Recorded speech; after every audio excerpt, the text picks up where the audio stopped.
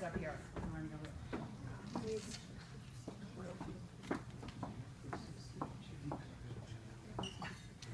Senior Lead Officer Sanchez. It's your turn. Senior Lead Officer Sanchez is going to, he basically literally takes the lead with every issue you guys are going to be asking questions about tonight. So he's going to direct your questions to all of the experts who are going to take a few moments, explain what they do, how they can work together to help with the mail theft everyone's dealing with, the petty crimes, animal services issues, barking dogs, everybody. So here you go. Thank you. Hey, Rail. Thank you guys for having me. I'm looking around and I know a lot of you, you know a lot of me, all you guys here. The guys that don't know me here, I'm Officer Laurel Sanchez. I work the Hollywood Hills and some of the lower areas. I got a very big area. It's a lot of people. It covers all the way from Carol Sidlow's house to Mel Rimba's to Outpost, everywhere else. Big area, so it's a lot to cover. A lot of problems, a lot of cures. But I can't do the cures without you guys and the city entities that are here today. So I guess what we're going to speak about today is some of the forum was the mail theft, and we have representatives from the Postal Service, which is outstanding job they do with us. We have been informed by my captain, if you guys get your mailboxes broken into and or mail taken, still call us so we can do a report, and then we'll pass it on to the Postal Service, and they'll take it, and they'll help us assist, or they'll take it over, one or the other. But you still have a vandalism on your mailbox, so we're going to take that, and we're going to take that report, so you can turn that in your insurance or however you want to do to fix it. Let's move on to traffic. Well, we have Officer Pete Cordero here. I don't want to hold up you guys or anybody else, but I want to make it real quick with traffic because I got to get Pete out of here. Pete is our motorist. He handles all the hills. He is assigned. I'll let him explain what he does. Go ahead.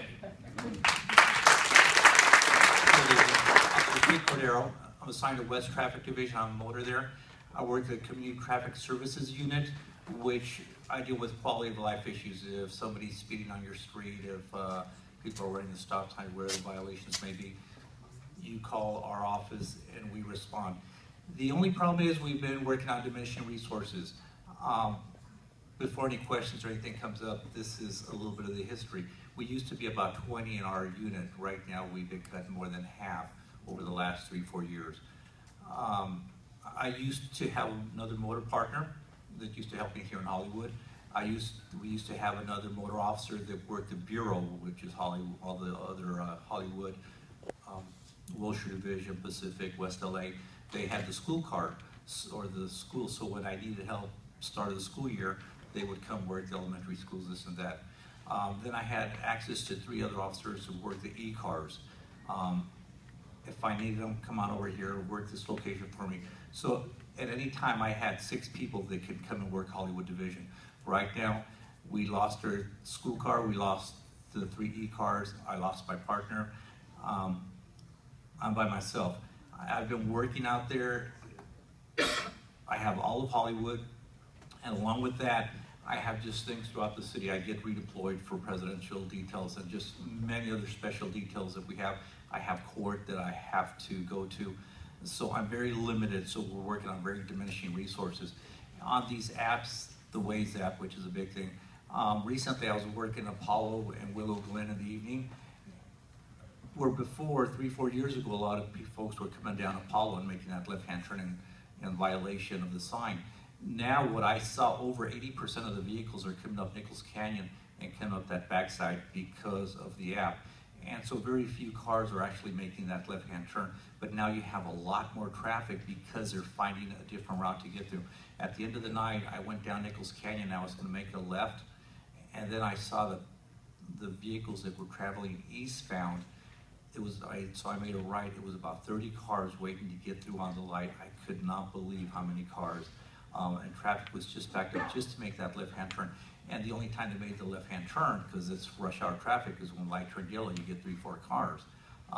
It is bad. There is a lot of traffic out there. Again, diminishing resources. The best thing that I could say is email me. I'll get to your locations. Today I was work in 3 different locations. I met a total of about 25 different people. Sometimes you tell me, why don't you hide more? Why don't you do this? The reason I don't hide is because I need to be visible nowadays. Even though I'm visible, the folks are still blowing the stop signs at 30 miles per hour at Kirkwood.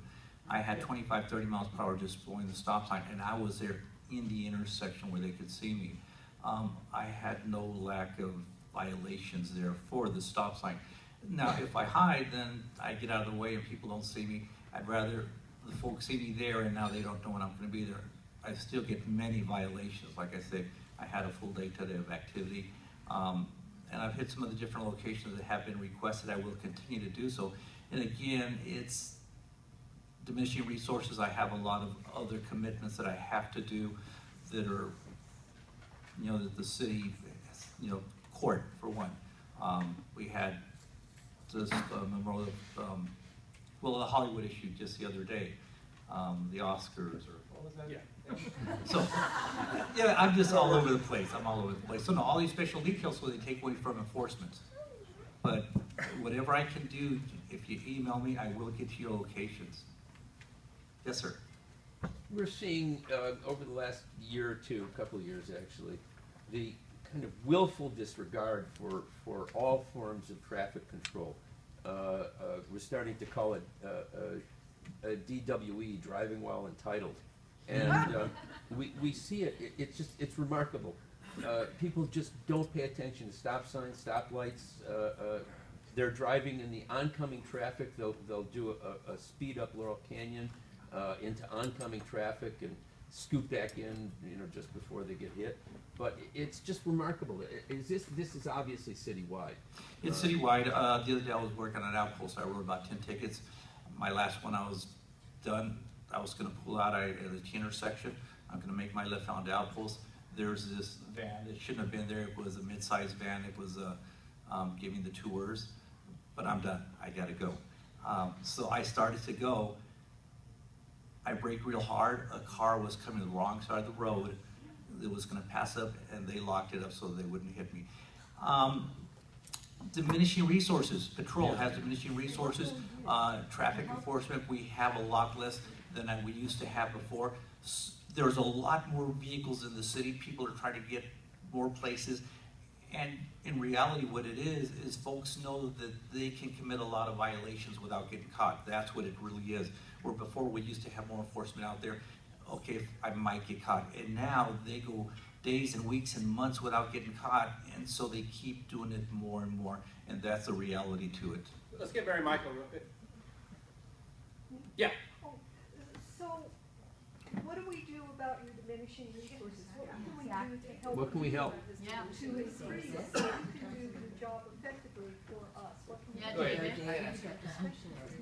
Yeah, and every department head I meet with, and especially LAPD, we've been looking at different types of, because it's not just LAPD that has diminishing resources, it's the entire city of LA. And you got to also understand, during the recession, where we had to do lots of budget cuts, we cut everything. And unfortunately, it's not just LAPD, but things like parks and libraries, senior services, get cut even more. So when you have very little funds and you're trying to figure out who to give it to and who not to, who to take it away from, it's difficult.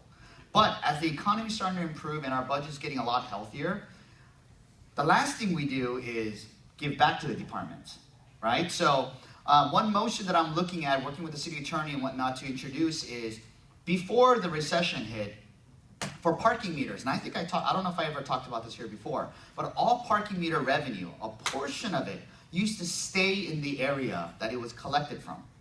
So based on, and then when the recession hit, we had to raid that, the city had to raid that fund, so there's no more money there, and it goes all to the general fund.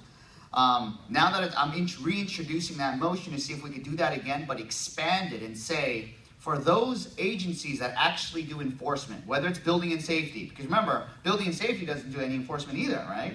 And their argument is the same thing as, we don't have resources. So whether it's building and safety, or whether it's traffic control, or Department of Transportation doing parking tickets, a portion of it going back to not just the department, but actually to fund Officer Cordero and another staff. So that's the innovative, forward-thinking things I'm looking at. And when it comes to LAPD, last time we couldn't cut police officers, reduce the police officer force. What we did was we reduced the administrative force, forcing lots of police officers to work desk jobs. So that's another area where if we're going to fund, which is a lot cheaper, right? Helping the administrative side for things that doesn't require police officers to do. So augment that so we could free up police officers to go back out in the streets. So there's lots of things that we're looking at and to help fund. And that's what I meant earlier where I'm in full support of, especially our first line responders, to give them their necessary tools. And one of the biggest necessary tool is capacity. Right? And I don't want to tell you another scary statistic, but I'm also on personnel committee. 47% of the city's employees in the next 2 years is eligible for retirement. Wow. This is the baby boom generation. I'm not saying everyone's going to retire, but they're eligible for retirement. So it's hard enough for LAPD and LAFD, if you read the news, for them to recruit folks and hire them in the first place. But when you start seeing the mass exodus of people retiring, you got to understand, it's not just spots we got to fill, but it's experts. Like these gentlemen, if they ever retired, it's not just the loss of one person, it's their wealth of knowledge that never got transferred over. So when I say capacity building, it's about continuing education. It's about making sure there's transfer of knowledge while they're still here, where they have partners, junior partners that they could teach, expand on, give that institutional knowledge that they built over the years. So these are multiple things that that we're working on, that I'm working on. David, what can the community do to empower you as you guys try and do this? Well, first off, in anything that I do, it's about, I truly believe in community participation and community engagement. And, I've been in office for about 7 months now, and my transition advisory team and my discretionary fund advisory team are all made up of community members. What you are doing here in Laurel Canyon, and I know many of you guys are members of the Hillside Federation and whatnot, first thing is we got to get more organized. I want to eventually introduce you to the folks in Sherman Oaks and the folks in Los Feliz and the folks in Miracle Mile. Because even though you're like, oh, what do they have to do with us? They're all neighborhoods like yours. They might have slightly different needs, but it's all the same. You will be shocked. Because I walked and talked to everybody in these neighborhoods, I want to unify you guys together so that when we do that big reform, because remember, I ran on reform, I'm about reform. When we start doing that reform, it needs to come from the community. I need your support then. So I'm doing everything that I can in City Council first, but then when we're ready to do that big push, that's where I need you guys. Yeah. Should I take questions? Or today's about public safety, so I don't want to hog all the time. Let's get back to the meat and potatoes. Yeah, let's get back to public safety. Let's get the Postal Service up here so we can ask Can we questions. just get his email? He said to email him. What is your email? Go ahead, Pete. 27485 at lapd.lacity.org. Just a quick question. Doesn't a new patrol officer, isn't that a revenue positive? If they work 8 hours a day, aren't they, even with the retirement benefits 35 years down the road, aren't they bringing money to the coffers? And does the city get that money, or is it goes some to the sweet, general fund.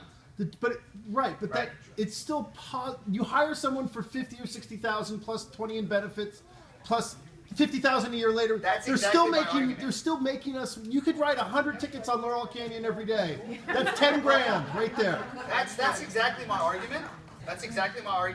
But there's also there's also legalese involved in it as well, because if you remember, and that's why I'm trying to say in certain areas like the Hollywood sign area, we want them to ticket. I don't know if you remember, there was I don't know if it was an actual lawsuit, but remember parking enforcement was, and there were newspaper articles saying, hey, DOT, the city of LA is trying to ticket themselves out of this budget hole, right? And they were doing massive ticketing, and the mayor had to kind of cut back because it was kind of unfair. But in certain areas where we want them to ticket, we should do that, and that's why I'm saying I want to introduce we're working on a motion and to change the ordinance to say a portion of that, because once it goes into the general fund, it goes everywhere else. Then it goes into the politics, budget committee. Mike Fuhrer said he was head of budget committee. We have to go with the budget committee.